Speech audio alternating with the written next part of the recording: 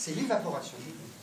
Donc, vous la bougez un peu, et puis, effectivement, elle s'évapore, et vous la mettez au soleil, voir l'expérience que je vous ai dit, elle se charge de lumière.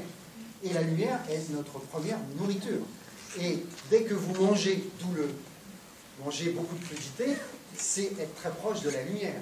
Parce que c'est vraiment la photosynthèse, les feuilles, les légumes qui captent la lumière, et vous mangez de la lumière à travers. Et quand vous mangez du beefsteak qui vient d'Amérique du Sud, qui a souffert, etc., qui a mangé n'importe quoi, et ben vous avez ça dans votre corps. Et vous baissez votre niveau vibratoire. Voilà. Et on est loin à ce moment-là du sens et de la conscience. Si je peux me permettre de citer, l'eau de Nantes, c'est les captages de la Loire. La Loire, on est tout au bout de la Loire. Et donc on récupère les pesticides, les nitrates, les métaux lourds, les antibiotiques. Le pipi et le caca. On récupère tous les gens qui font des chimiothérapies. Donc tous les médicaments, toutes les hormones. Voilà. Donc franchement, on a arrêté ça déjà depuis longtemps, mais en plus, il y a des techniciens d'usine qui, lors d'une sortie scolaire d'un site, comme ça en discutant, ils disaient bon, alors, elle est bonne cette eau, et je dis voilà, parce qu'en fait, on peut toujours trouver, si on cherche, on va trouver seulement ce qu'on cherche, quoi. Ils ne cherchent jamais les métaux lourds, ils ne cherchent jamais les médicaments, le taxol, que sais-je, les hormones, tout ça. Donc en fait, elle est potable quelque part. Alors, potable, vous savez ce que ça veut dire? L'eau, en 1914, était potable au-delà de 2 mg de nitrate par litre. Et aujourd'hui, c'est combien? 50. Ça veut dire que l'eau est 25 fois plus polluée, mais elle reste potable, c'est le gouvernement qui l'a dit. Par contre, boire de l'eau en bouteille, franchement, c'est pas la solution. Ah ouais. Et justement, la première raison de récupérer l'eau de pluie, c'est de boire de la bonne eau. Et en plus, vous ne la payez pas, et vous en avez à gogo. Et vous pouvez recevoir, nous on reçoit des milliers de personnes, c'est pas un problème. Voilà. Donc, après, moi, ma question fondamentale, et je suis encore très minoritaire, j'ai envie de dire que une des solutions à notre civilisation, c'est une migration intelligente, volontaire, organisée, paisible, des gens des villes vers la campagne. Pour moi, c'est THE solution. Si ça veut dire, je suis d'accord. Mais je suis ravi d'avoir...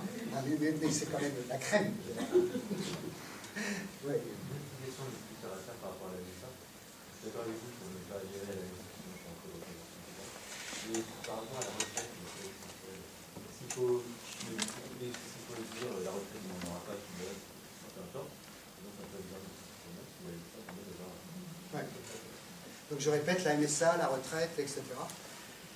Alors, il y a notre cas particulier, puis le cas de l'agriculteur. Je ne sais pas trop quoi vous dire et je ne veux pas que vous fassiez des bêtises à cause de ce que je dis. Donc d'abord, vous êtes responsable de votre vie. Mais moi, je suis simplement un indicateur. Comme je suis responsable de la mienne, et moi, j'ai pris ma responsabilité par rapport à la retraite dans la salle des profs, quand je me suis mis à mi-temps, possible de travailler ou pas, les gens m'ont dit, mais t'es cinglé. Tu travailles 4 enfants. quand même. Au sens de notre civilisation, Brigitte a peut-être plus travaillé que moi dans la vie. Hein. Il n'y a aucun problème là-dessus. Mais les profs me disaient, mais t'es irresponsable. Et moi, je reprends, j'étais droit dans ma botte, je savais ce que je voulais faire de ma vie. Voilà. Et je savais que j'aurais pas de problème. Parce que eux, bon, les profs n'auront pas trop de problèmes. Mais si un jour, le gouvernement dit, bon, ben, on divise par 2 toutes les retraites, et surtout celles des riches, ça m'étonnerait qu'ils fassent ça, parce qu'ils n'ont pas intérêt, ce serait eux, les programmes victimes. Alors, ça, c'est une chose. Et d'autre part, oui, mais pour vous, vieux joues. Mais il n'y a pas... J'ai fait une conférence à l'EHPAD, là, de Coria. Ça vous dit quelque chose? Tout près d'ici. Et les gens me disaient, mais voilà, vous ne pourrez jamais faire tout ce que vous faites quand vous aurez 90, 80 ans. Mais on est dans un éco-hameau intergénérationnel. Et la solution, elle est là. On ne l'a pas fait pour ça. Mais il se trouve que ce qu'on a fait, on sera cocooné par nos enfants, on sera cocooné par les gens qu'on a aidés à vivre au moment où ils avaient besoin d'argent et on en avait moins besoin. Donc tout est bien dans le meilleur des mondes. Donc je ne me soucie pas de ma retraite. Et alors après, il y a des cas particuliers, moi je ne vais rien dire. Mais moi ma retraite, je vous l'ai dit au début, j'ai pas grand-chose. Mais ça me suffit largement. Parce qu'en fait, on assure notre production, on assume notre vie, notre alimentation, notre vie. C'est des âges largement supérieurs à la moyenne de retraite. Quoi? Tu peux me permettre. Comment? 1300 € net en retraite, c'est largement supérieur par rapport à... Alors à deux, hein, vous divisez par deux. D'accord, donc là, c'est dans le... Ah oui, c'est Brigitte et moi, cumulés, hein, j'ai oublié de le dire. Moi j'ai fait une grosse erreur. Donc voilà. C'est pas mal. Alors la moyenne des retraites aujourd'hui, c'est ouais, bon, on est un peu en dessous. Voilà. Alors je reconnais qu'aujourd'hui, avec 800 € en ville, avec toutes les... C'est vraiment... voilà. Alors que quand on est en campagne, donc pour moi la solution, c'est comme dirait Pierre Rabhi, j'arrête pas de le dire, c'est le recours à la terre. C'est pas le retour nostalgique du passé, ça on s'en fout un peu, hein, mais c'est retrouver les valeurs. Je vais essayer de vous citer de mémoire une phrase majeure de Michel Serres, qui est quand même un philosophe notoire et notable. Le XXe siècle est sans conteste celui de la disparition de l'agriculture comme pilote du mode de vie et des cultures singulières. Comme pilote du mode de vie. C'est-à-dire que depuis des millénaires, des dizaines de milliers d'années, l'agriculture, c'était le fondement, le pivot du social et de la société. Et aussi des terroirs, c'est-à-dire de la biodiversité humaine.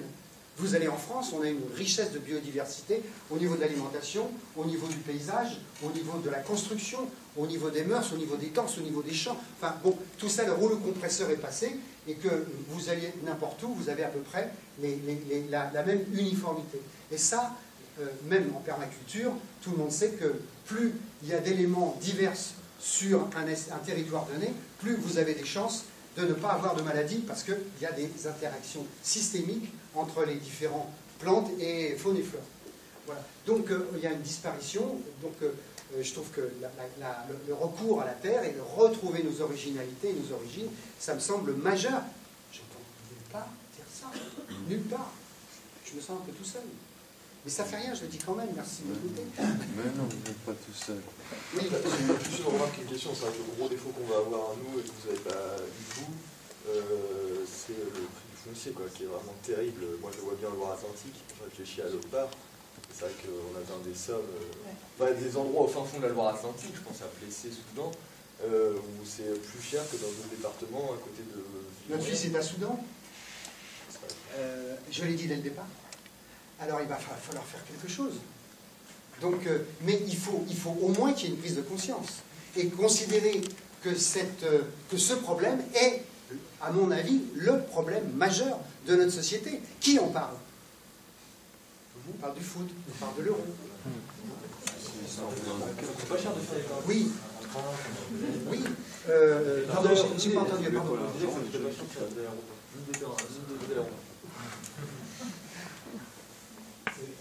faire une remarque, on se permet les remarques. Ah, mais c'est super. Dans les questions, je suis admiratif de vos efforts et de votre implication. Je partage énormément de points sur l'analyse, comment est-ce qu'on peut essayer de cette zone du rural et prévoir un retour à la ruralité. Mais je pense que dans la façon dont vous présentez les choses, il y a une forme de... Comment bien formuler Attention à ce que vous dites. Non, allez-y. Mais il y a une forme de condamnation du système, donc le mot qui est revenu peut-être le plus souvent, dont on peut critiquer les excès, mais je pense qu'il y a aussi une analyse à faire de pourquoi ce système a émergé et de ce qu'il nous apporte aussi. Et en même temps, aussi, je pense qu'on a développé une forme de rapport plus apaisé par rapport au système, justement, éviter des discours de condamnation un petit peu simplistes, qui sont plutôt dans la séparation et dans et dans l'affrontement, mais essayer de trouver plutôt des voies qui permettent de faire une synthèse entre la tradition rurale et la modernité de ce qui nous attend. Et surtout que je pense qu'on est tous dans une situation où ce système qui nous a quand même permis de manger, de grandir, de vivre, de se déplacer, de s'informer, de oui, il y a des essais. Le débat est aussi là, comme on dit. Si vous êtes ici ce soir, c'est quand même parce que on vous a permis de la mobilité, du savoir technologique vous a permis de la mobilité. Tous les projets que vous présentez, vous utilisez énormément de tuyauterie, de belles machines, etc. Tout ça, c'est des produits du système industriel. Vous êtes venu certainement avec un train ou une voiture, je ne sais pas. J'ai dit tout à l'heure, avec une voiture qui a 500 000 km. Avec une voiture, qui marche la très bien. voiture, c'est typiquement un outil, et on a besoin aussi de penser ces outils-là. Je pense qu'il faut aussi, il ne faut pas tomber quelque part dans une forme d'extrémisme qui crée une apologie quelque part de la vie rurale traditionnelle qui avait aussi de grands travers et de grandes difficultés. Alors vous pensez que c'est l'image que je donne? Alors, en fait, je trouve qu'au début, c'était quand même des discours assez... après, vous êtes adouci un peu au fur et à mesure du discours. Mais je crois que ça se retrouve un peu dans votre démarche. Et je pense que c'est quelque chose d'important. C'est comment on peut intégrer à cette envie d'une nouvelle ruralité, comment on peut intégrer toutes les personnes qui, pour l'instant, ne sont peut-être pas convaincus, ne voient pas forcément les agriculteurs qui sont nos voisins, la mairie, tous ces gens-là, ils vont devoir participer à un moment. Et la SAFER et toutes les institutions, il faut qu'on puisse les inclure. Je pense qu'il ne faut pas se mettre dans une... Mais alors, je vous arrête parce que là, il ne faut pas... Allez les voir, leur dire ce que vous faites, vous détruisez la planète, c'est oui. Alors, j'espère que je n'ai pas donné cette image, mais quand on dit un certain nombre de vérités un peu crues, mais il ne faut pas atténuer un certain nombre de réalités, la personne qui reçoit ça et qui n'est pas dans ce move-là, elle est choquée. Mais moi, je n'ai pas du tout envie de choquer. Et ce que vous dites, je suis complètement d'accord avec ce que vous dites. Et ça a un nom, ce que vous dites, c'est la résilience.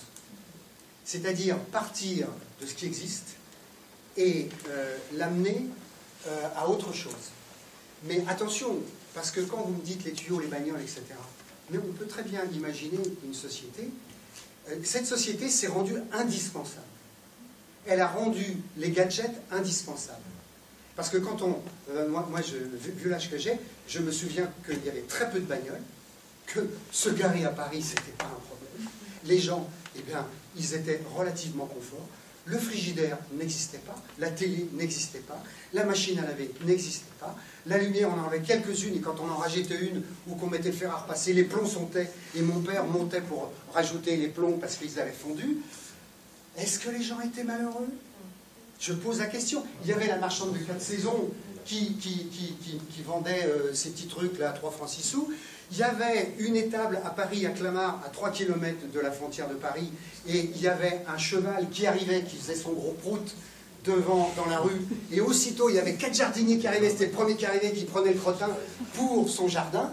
Donc on était il y a 50 ans de ça, 60 ans, on était dans une ville, il n'y avait que des jardins à Paris, autour de Paris, et il y avait des poulaillers, des poules. Moi, j'allais tous les jours voir sous le cul des poules s'il y avait des œufs, je mangeais des œufs. Aujourd'hui, il n'y a plus un hectare, enfin un centimètre carré de pelouse.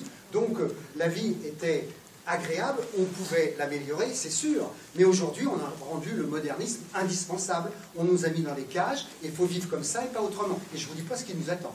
Donc, il y a des liens entre les gens qui bossaient au charbon, oui, et qui ont vieilli, et des femmes qui avaient du beau, mais... Bien sûr. Donc, oui, mais non, mais je n'ai pas fini, parce qu'il y a ça aussi, et vous faites bien de le dire. Vous faites bien de le dire. Oui, mais il y avait des difficultés. Oui, alors, après, ça nous emmène très loin. Et ici, je partage aussi ce que tu viens de dire, à savoir qu'on a une belle brochette de gens bien intégrés dans le système. Et d'ailleurs, c'est bien parce qu'on y est qu'on est ici et qu'on a envie peut-être d'aller voir ailleurs, voir un petit peu plus loin, voir s'il n'y a pas quelque chose à faire, que l'on vous écoute. Et donc, bien sûr. Je pense que c'est sur cet aspect des choses qu'il faut qu'on travaille. Et à titre individuel, il y a du chemin, oui, on est d'accord. Oui, oui. Mais moi sur le fond du problème... Sur le passé, voilà. les... Oui, alors je voulais quand même dire autre chose. C'est qu'il y a deux choses que je voulais dire. C'est qu'à cette époque-là, 95% des familles, il y en avait un seul salaire. Aujourd'hui, il faut 2 salaires. Donc, perte du pouvoir d'achat par 2. Bon. Donc, vous voyez après ce que ça pose au niveau des familles, au niveau des couples, au niveau des mamans qui sont obligées de mettre leur enfant à la crèche parce qu'il faut qu'elles aillent bosser, etc. Donc, vous voyez, bon, après, ça c'est une chose, mais l'autre, c'est qu'on a rendu malade et appauvri les 2 tiers de l'humanité avec notre système.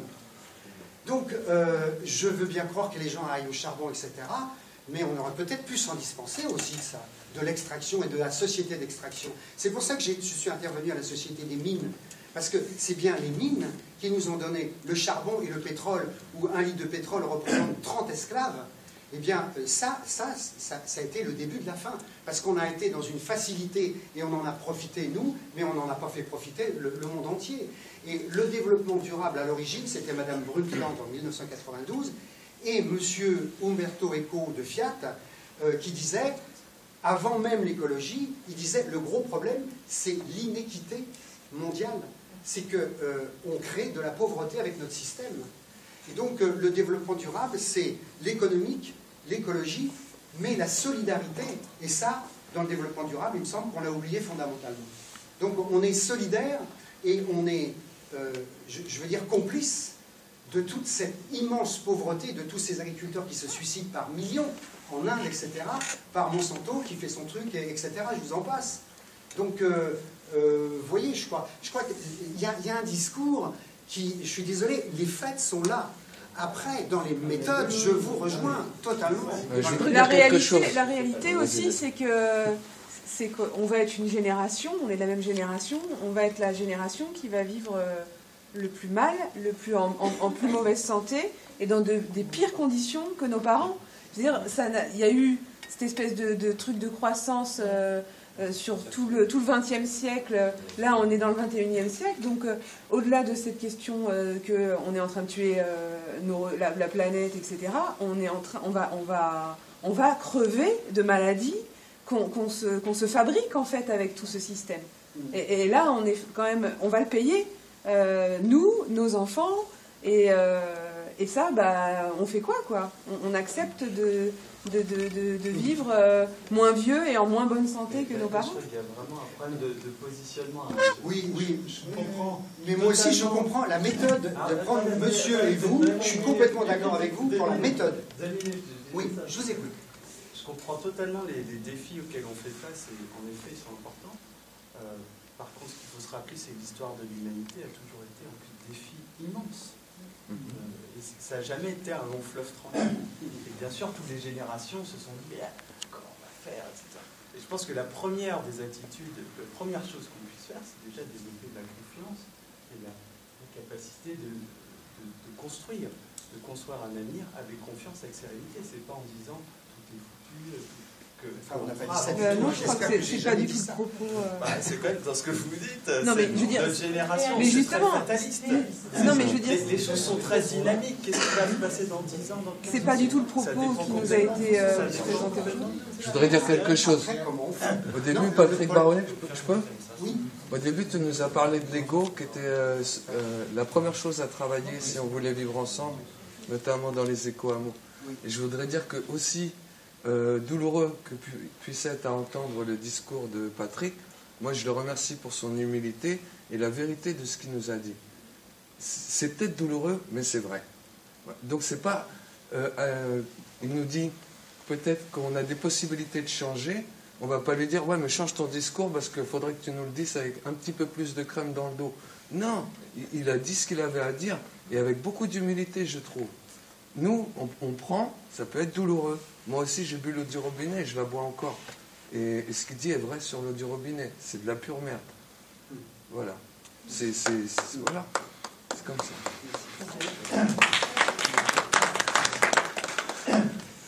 Mais nous, effectivement, on l'entend, on connaît, on est un peu sur les mêmes choses, mais comment on rend effectivement ce discours, est-ce qu'il est audible par la majorité, la grande majorité? Voilà, alors j'ai répondu tout à l'heure. Comment est-ce que c'est le plus efficace possible? Voilà. Voilà, alors attends Brigitte, parce que je pense que j'en ai parlé, mais la DDE est venue, la DAS est venue, la DREAL est venue. Et donc, c'est très difficile d'avoir un discours comme j'ai, mais qui annonce.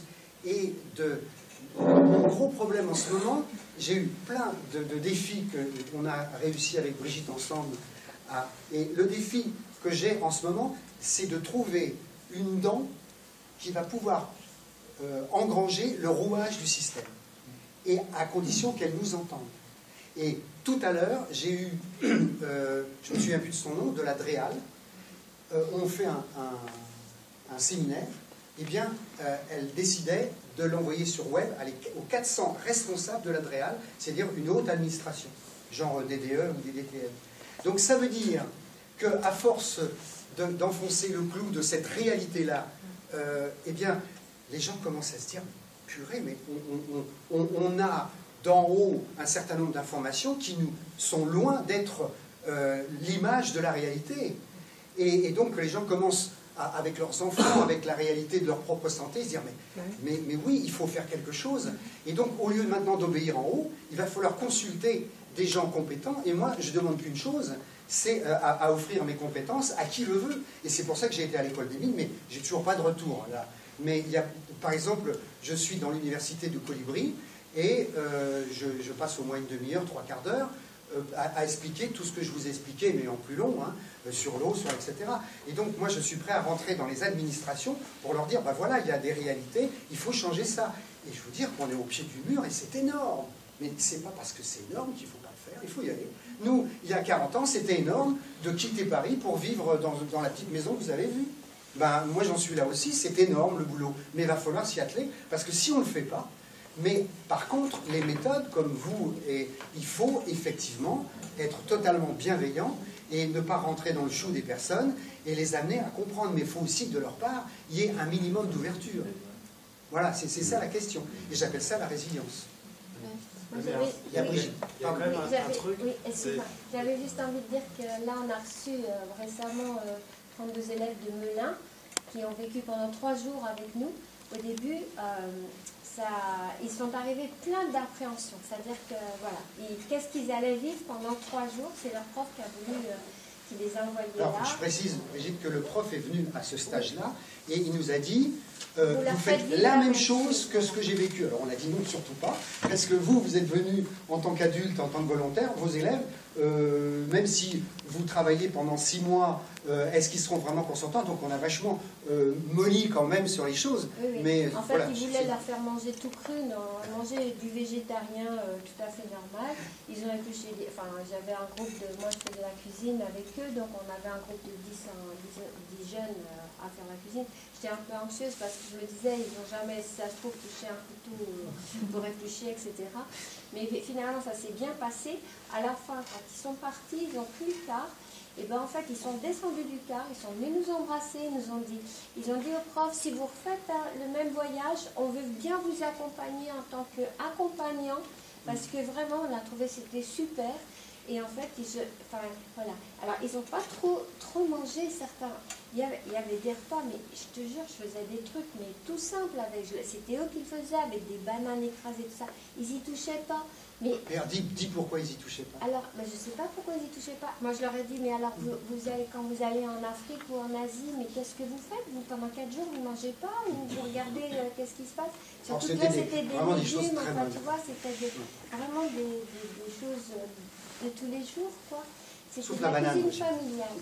Et bien, en fait, mais c'était sympa parce qu'en fait, ils ont joué le jeu jusqu'au bout. Et en fait, ils ont été heureux d'avoir joué le jeu. Même si ça a été difficile pour eux. Et je pense que c'est ces générations-là qu'il faut...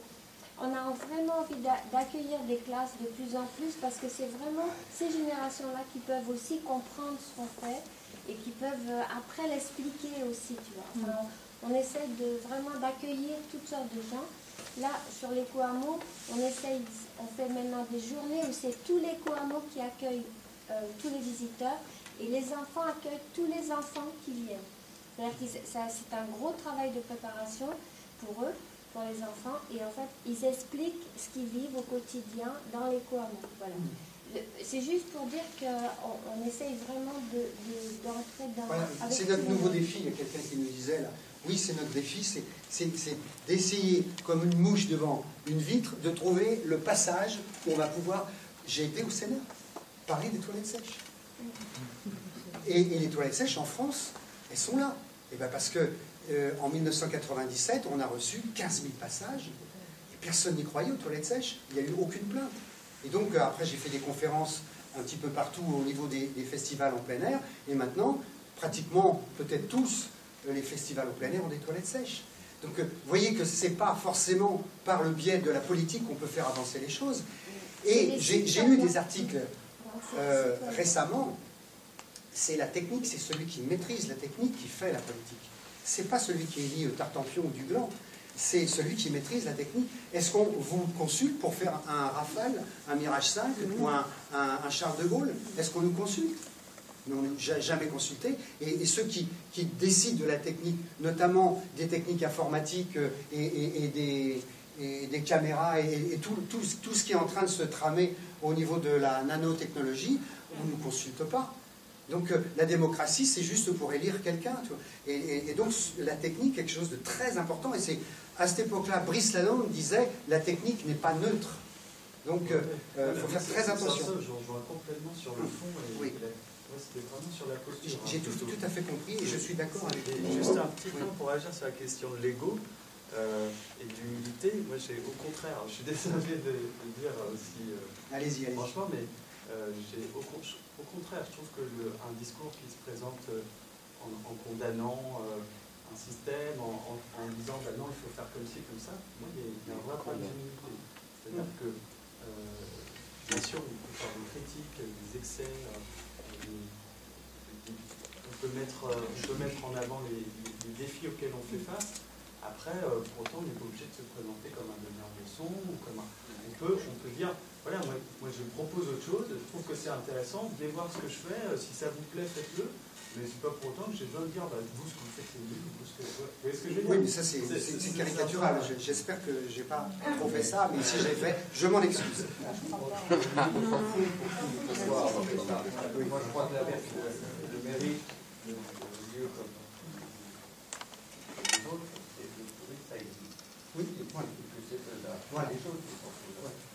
Après, ma situation n'est pas la vôtre, et ce que je vais pouvoir en tirer, les études, les recherches, ce que je vais pouvoir mettre en application, etc., ce que je vais pouvoir communiquer aux autres en disant tiens, j'ai entendu ça, je vais essayer peut-être que. C'est ça qui nous fera avancer. L'important, c'est qu'on arrive à s'en sortir. Oui. Bon, effectivement, on est dans une situation où c'est excessivement compliqué. C'est un peu le bordel, mais on ne passe pas d'un état A à un état B comme ça. Demain, il est hors de question qu'on aille vivre tous dans une urne.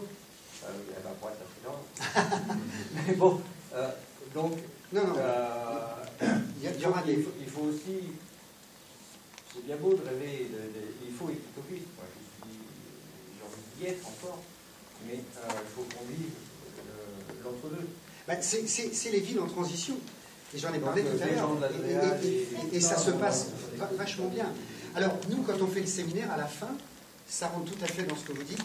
Qu'est-ce qu'on propose? Le pas de côté. C'est-à-dire qu'au lieu de « Ah, je vais partir à la campagne », non, reste en ville. Mais commence par voir ce que tu peux faire comme pas de côté. Et de pas de côté en pas de côté, à un moment, tu verras et tu sentiras toi-même, ayant évolué en conscience et techniquement dans tes habitudes, peut-être que tu pourras faire un autre saut. Mais je suis d'accord avec vous, ça serait trop violent de passer... il faut de l'harmonie, il faut de la transition. Voilà. Moi, je voudrais... Il peut aussi y avoir plusieurs discours, enfin plusieurs façons d'aborder le truc. Hein. Ouais. Ton discours peut convenir à certaines personnes, le tien à d'autres. Voilà. Et puis, alors faites ça aussi. Hein. L'essentiel, c'est pas le discours, c'est de faire quelque chose. Je pense que j'ai un moyen. Monsieur a fait quelque chose.